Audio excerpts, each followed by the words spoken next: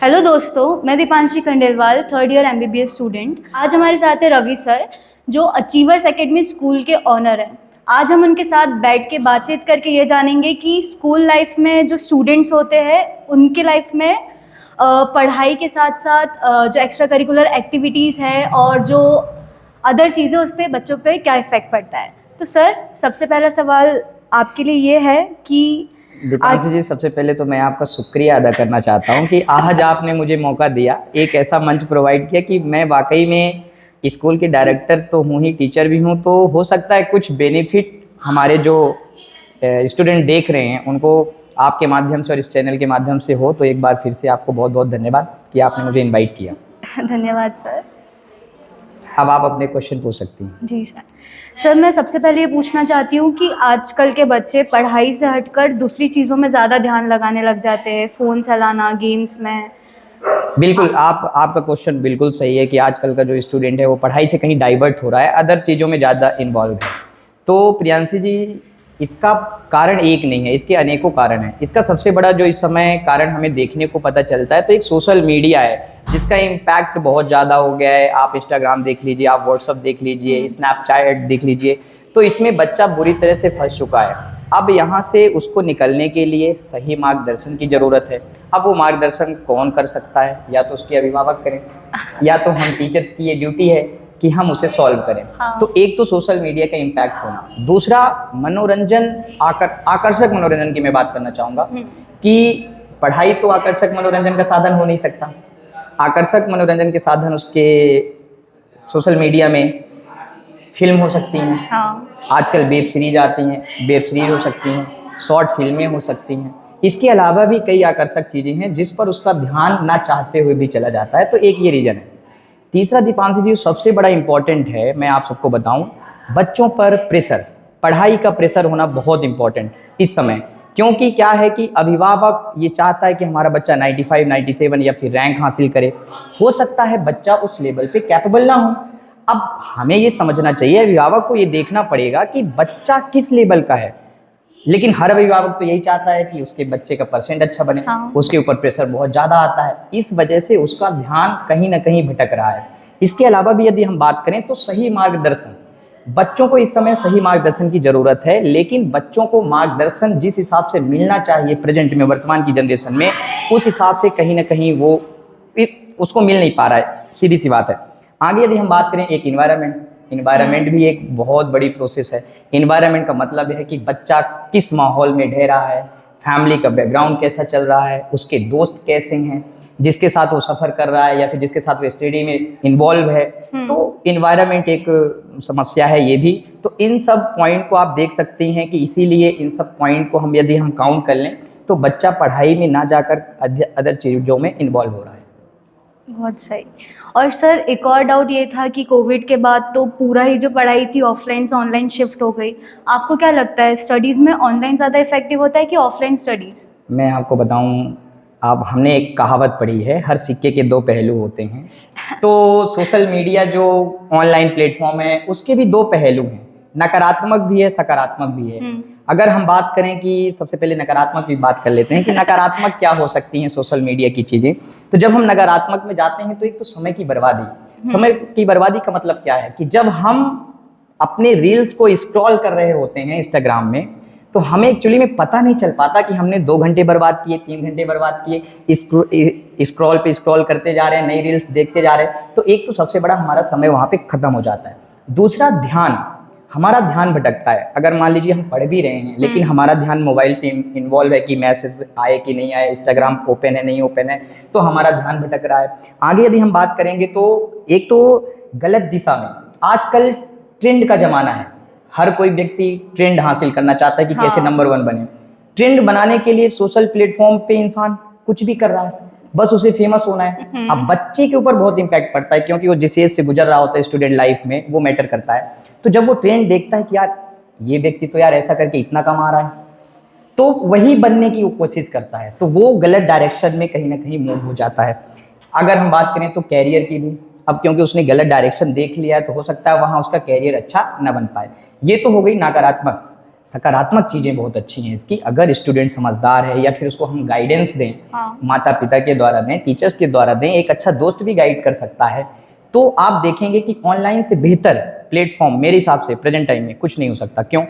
क्योंकि उसके पास एक फैसिलिटी है, वेराइटीज ऑफ टीचर्स उसके पास उपलब्ध हैं। हाँ, एक अच्छा टीचर मतलब जिस तरह से होना चाहिए उस तरह से उसको टीचर से उपलब्ध हो जाते हैं, मटेरियल्स मिल जाता है उसको, नोट्स अच्छे मिल जाते हैं। इसके बाद आप देखेंगे खासतौर पे गर्ल्स के लिए, बाहर जाके अगर वो नहीं पढ़ पाती, किसी कोचिंग को नहीं ज्वाइन कर पाती, तो घर में बैठ के आसानी से जब वो चाहें तब उसको आप यूटिलाइज कर सकते हैं और अपनी पढ़ाई को आप कर सकते हैं। तो आप ये कह सकते हैं कि सकारात्मक भी है, नकारात्मक भी है, डिपेंड करता है स्टूडेंट पर कि स्टूडेंट उस चीज़ को कैसे ले रहा है, और स्टूडेंट कैसे लेगा ये डिपेंड करता है हम पे और माता पिता पे कि हम लोग उसको कैसे गाइड कर रहे हैं। तो सर आपको क्या लगता है हमें क्या क्या मेजर्स लेना चाहिए, इनिशिएटिव्स लेना चाहिए ताकि बच्चे पढ़ाई पे एक फन लविंग इन्वायरमेंट क्रिएट हो? बिल्कुल सही। देखिए वो ज़माना चला गया है, पिछला ज़माना छोड़िए, अब नया दौर है। अगर आपकी क्लास में स्टूडेंट आपसे पढ़ रहा है और 40 मिनट 50 मिनट के दौरान यदि आप एक बेहतर टीचर हैं तो आपको ये देखना होगा कि 40-50 मिनट में आपने स्टूडेंट को कितनी बार हंसाया है।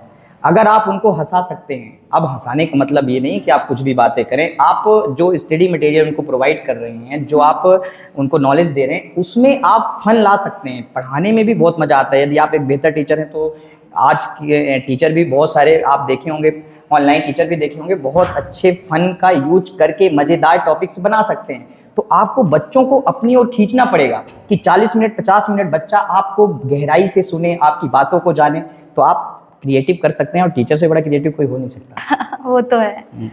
और सर आजकल के बच्चों की तो लव लाइफ आपको पता ही होगा। देखिए लव लाइफ की अगर मैं बात करूं तो कोई भी अछूता नहीं है, चाहे आप हों चाहे मैं हूं, कोई भी व्यक्ति इस चीज़ से भाग नहीं सकता। अब भाग नहीं सकता तो इसका मतलब ही नहीं है कि हम अपना समय बर्बाद करें उस चीज़ में।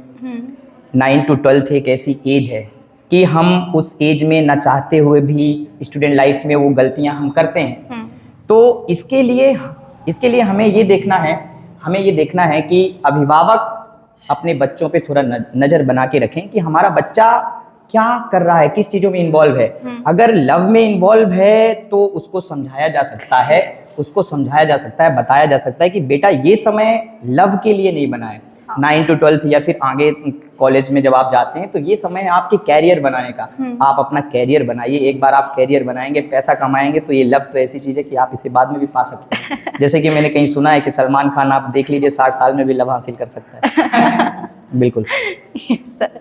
और सर आप 10th क्लास के स्टूडेंट्स को क्या राय देना चाहते हैं, क्योंकि एक यही फेज़ होता है जहाँ पे बच्चे को चूज़ करना रहता है पूरी उसकी लाइफ किस पाथ पे जाएगी, करियर ऑप्शन कौन सा चूज़ करे, कैसे चूज़ करे। फैमिली पेरेंट्स जैसे प्रेशराइज करवाते हैं बच्चों को कि यही सब्जेक्ट लो, बच्चे उस चीज़ को कैसे हैंडल करेंगे? बिल्कुल, आपने बहुत बेहतर सवाल किया। जब हम लोग 10वीं में थे तो सच तो ये है जो कि हमें मानना पड़ेगा कि हमें समझ में नहीं आता कि 11th में हम कौन सा स्ट्रीम सिलेक्ट करें। इसके लिए ज़रूरी है स्टूडेंट के लिए कि बात करना। अब वो बात करने का उसके पास माध्यम क्या हो सकता है? बात करने का उसके पास माध्यम हो सकते हैं टीचर्स, बात करने का माध्यम क्या हो सकता है? उनके माता पिता, बात करने के माध्यम हो सकते हैं उनके बड़े भाई बहन। उन सबसे वो चर्चा करे और इसके बाद वो खुद को जांचे, खुद को परखे कि वो किस चीज़ में अच्छा कर सकता है। हो सकता है उसकी मैथ्स अच्छी हो तो मैथ्स फील्ड में अच्छा कर सकता है, बायो अच्छा हो तो बायो फील्ड में अच्छा कर सकता है। तो ये डिपेंड होना चाहिए, और ये फ्रीडम, ये स्वतंत्रता हमें अपने बच्चे को देना पड़ेगा कि हमारा बच्चा किस चीज़ पे अच्छा कर सकता है, और इसीलिए उसको अपने चॉइस पे छोड़ देना चाहिए। जो उसको बेहतर लगे उस पर उसको सपोर्ट करना चाहिए, चाहे माता पिता हो चाहे टीचर्स। बिल्कुल, जो उसको अच्छा लगे वो करे। और सर मतलब जो टीन एज के बच्चे होते हैं, नए नए बड़े होते हैं, अलग अलग गलत चीज़ों में जाते हैं, आपको क्या लगता है उनको किस किस चीज़ों से दूर रहना चाहिए? सबसे पहले तो अगर दूर रहना चाहते हैं स्टूडेंट तो वो सोशल मीडिया से दूर रहें। मैं बिल्कुल नहीं कहता कि सोशल मीडिया छोड़ दें, नहीं छोड़ सकते, कोई भी नहीं छोड़ सकता। हाँ, सोशल मीडिया पे टाइम थोड़ा सा कम दें। दूसरा, उनके दोस्त, ये देखना है कि उनके दोस्त कैसे हैं। अगर अच्छे दोस्त हैं तो कोई दिक्कत नहीं, लेकिन अगर दोस्ती गलत लोगों से है तो उनको छोड़ देना बेहतर है। तीसरा, नशे की लत।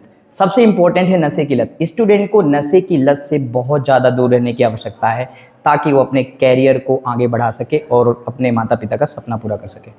ओके सर, आपको क्या लगता है एक टॉपर स्टूडेंट में और एक एवरेज स्टूडेंट में क्या डिफरेंस है? टॉपर्स स्टूडेंट और एवरेज स्टूडेंट, देखिए मेरे ख्याल से इनमें कुछ भी डिफरेंस नहीं है। क्यों?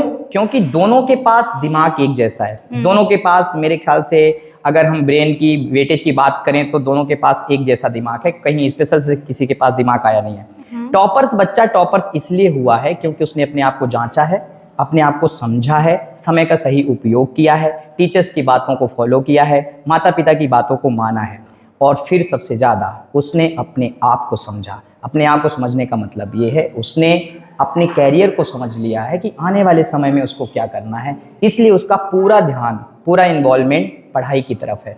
और जो एवरेज बच्चा है वो थोड़ा सा भटका हुआ है। भटके हुए का मतलब ये है कि वो थोड़ा सा खेल में भी बिजी है, थोड़ा सा अपने दोस्तों की मतलब एंजॉयमेंट में भी बिजी है, उनके साथ भी रहना चाहता है, अदर चीज़ें में इन्वॉल्व है, इसीलिए आपने उनका नाम एवरेज दे दिया।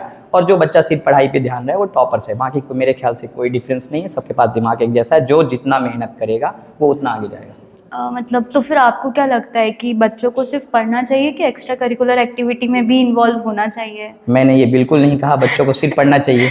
अगर बच्चा सिर्फ पढ़ेगा तो फ्रस्ट्रेट हो जाएगा। बच्चे को पढ़ने के साथ साथ बिल्कुल अदर एक्टिविटी में पार्टिसिपेट करना चाहिए। मैं तो कहता हूँ उसको सोशल मीडिया का इस्तेमाल करना चाहिए, बस वो अपने आप को समझ ले कि सोशल मीडिया कितना हमारे लिए इम्पोर्टेंट है, बस जितना इम्पोर्टेंट है उतना इस्तेमाल करें। बाकी एंजॉयमेंट बहुत ज़रूरी है बच्चों के लिए। और टाइम मैनेजमेंट का बच्चा कैसे देखे, क्योंकि बच्चों के उसमें तो सिलेबस उनको ज़्यादा ही लगता है, पढ़ाई पहले से की नहीं होती है, एंड मोमेंट पे बच्चा कैसे हर चीज़ अच्छे से समझ के कवर करे? टाइम मैनेजमेंट का देखिए, अगर हम ये सोचें कि हम एक टाइम टेबल बना दें और दीवार पे लगा दें और उसको हम फॉलो करें तो ये कभी संभव नहीं है। हमारे जीवन में भी ऐसा हुआ है और आज के बच्चों के साथ भी ऐसा होगा कि नया टाइम टेबल डेली बनेगा। इसका सीधा सा एक ही आंसर है, बच्चा अपने सिलेबस को अब समझ ले कि हमारे सिलेबस में ये चैप्टर हैं, ये यूनिट हैं, ये मार्क्स हैं, और उसके आधार पर थोड़ा थोड़ा समय देकर, अचानक से नहीं, अचानक से ऐसा हो भी नहीं पाएगा, थोड़ा थोड़ा भी प्रयास करें। अभी हमारे पास 3 से 4 महीने हैं बच्चों के लिए, तो वो अपने आप को समझकर सिलेबस को डिसाइड करके मार्क्स के अकॉर्डिंग अपने आप को प्रिपेयर करें। 2-3-4 घंटे अपने आप को दें, सब सही हो जाएगा। कोई इतना बर्डन नहीं कि अब 10 घंटे पढ़ें। सर लास्ट क्वेश्चन आपके लिए, आप जैसे स्कूल के ऑनर है, आप अपनी कोचिंग भी रन करते हैं, एज अ गाइड सब बच्चों को हेल्प करते, तो आपकी लाइफ में क्या क्या चेंजेस ये सब चीज़ें लाती है जिससे कुछ इम्पैक्ट पड़ता है, और आपको क्या बर्डन फील होता है? पहली बात तो यकीन मानिए मुझे कोई बर्डन फील नहीं होता। जो आपने शब्द यूज किया, मुझे कोई बर्डन नहीं है। क्यों? क्योंकि मैं जो अपना स्कूल रन कर रहा हूँ और कोचिंग रन कर रहा हूँ तो मेरा तरीका दूसरों से अलग है। एक तो मैं स्टूडेंट को स्टूडेंट समझ नहीं रहा, हम तो पूरा सपोर्ट करते हैं और वो मेरा दोस्त है, सीधी सी बात है।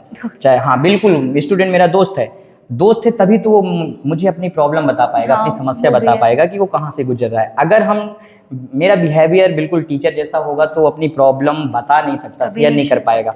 तो मेरा तरीका तो ये है कि अगर मेरे स्कूल कोचिंग में बच्चे हैं, जितने भी बच्चे हैं, मैं सभी को अपना दोस्त समझता हूँ और उनको फ्रीडम देता हूँ, स्वतंत्रता देता हूँ कि कोई भी बात हो वो आसानी से, आप यकीन मानिए, कोई भी बात हो आसानी से मुझ तक आके वो कह सकते हैं, उनको खुली छूट है। और ऐसा भी नहीं कि मैं डांट दूंगा, मैं मार दूंगा। हाँ, डांटना भी बनता है अगर उसने गलत किया है, लेकिन प्यार से डांटना है, प्यार से समझाना है। तो मेरा मानना है कि ये हर एक टीचर्स, हर एक स्कूल वालों को इस पर ध्यान देना पड़ेगा कि अब समय वो नहीं है कि आप बच्चे को डरा के धमका के पढ़ा सकते हैं। आप उसको प्यार से, आप उसको समझा के पढ़ाइए, वो समझेगा। बच्चे को समझने की बहुत ज़रूरत है, बच्चे को समझाने की भी बहुत ज़रूरत है, वो आपकी बात जरूर समझेगा। Okay, thank you so much sir. Welcome, बहुत अच्छा लगा आपसे मिलकर।